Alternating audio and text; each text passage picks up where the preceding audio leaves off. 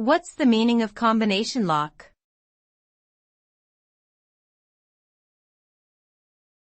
Combination lock.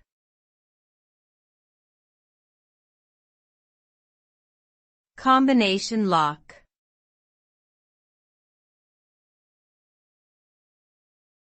Combination lock.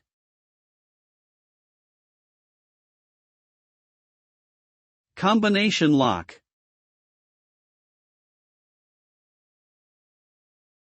A combination lock is a type of lock that uses a sequence of numbers or symbols to unlock it, rather than a key. The lock typically has a dial or a set of buttons, which the user must turn or press in a particular order to open the lock. The combination is usually a unique code that can only be inputted in the correct sequence.